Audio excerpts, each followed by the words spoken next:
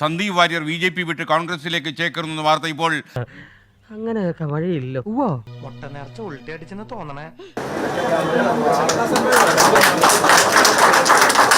എന്തൊക്കെയാണ് ഈ കൊച്ചു കേരളത്തിൽ സംഭവിക്കുന്ന എന്തൊക്കെ കാര്യങ്ങളാണ്? കോൺഗ്രസിലേക്ക് എത്തിയിരിക്കുന്നു അതാ കെ സുധാകരൻ.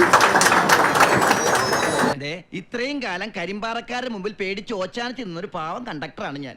ഇന്ന് സൂര്യയുടെ ചവിട്ട് കണ്ടപ്പോ ഞാൻ അവിടുത്തെ ജോലി രാജിവെച്ചു ഇവിടെ ജോയിൻ ചെയ്തു.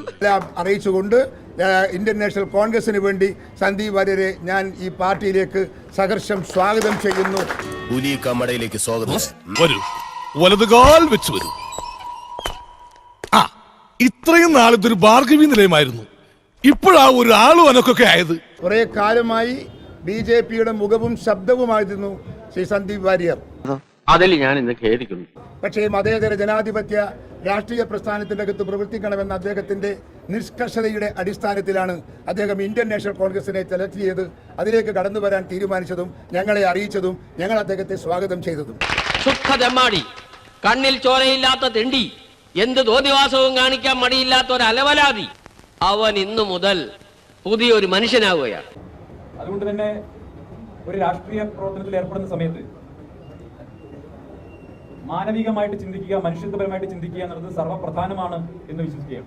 എന്ത് തങ്കപ്പെട്ട മനുഷ്യനാടാ ഇവനെ പറ്റി നീ തോന്നിയ ദിവസം പറഞ്ഞത്.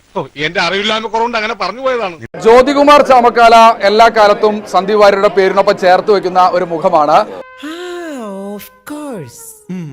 ഞാൻ ഓർക്കുന്നു, വല്ലാതെ ഓർക്കുന്നു. ഇമാതിരി തെമ്മാടികളെ കൊണ്ടുവന്ന് ഇന്ത്യയുടെ പ്രധാനമന്ത്രി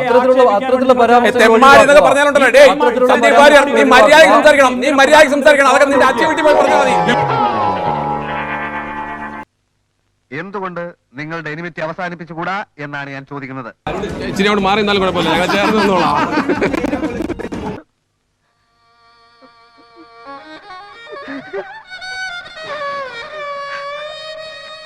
കാണാൻ പറ്റും, രണ്ടുപേരും കൈ കൊടുക്കുന്ന ഒരു രംഗം കൂടി നമുക്ക് വേണമെങ്കിൽ കാണാം. അതായത് ഞങ്ങൾ ഒന്നാണ്. ചാനൽ ചർച്ചകളിൽ നമ്മൾ സ്ഥിരമായി കാണുന്ന രണ്ട് മുഖങ്ങളാണ്. ഒന്ന് ജ്യോതികുമാർ ചാമക്കാല, മറ്റൊന്ന് സന്ദീപ് വാര്യർ. നോക്കച്ച എന്തൊരു ചേർച്ച, ഒരമ്മ പെറ്റ ആളിയന്മാരാണെന്നേ പറയൂ. ഇനി ഞാനിവിടെ നിന്ന് ഡയലോഗ് പറഞ്ഞ കരഞ്ഞു പോകും. ഉസ്മാനെ രക്ഷപ്പെട്ടോ.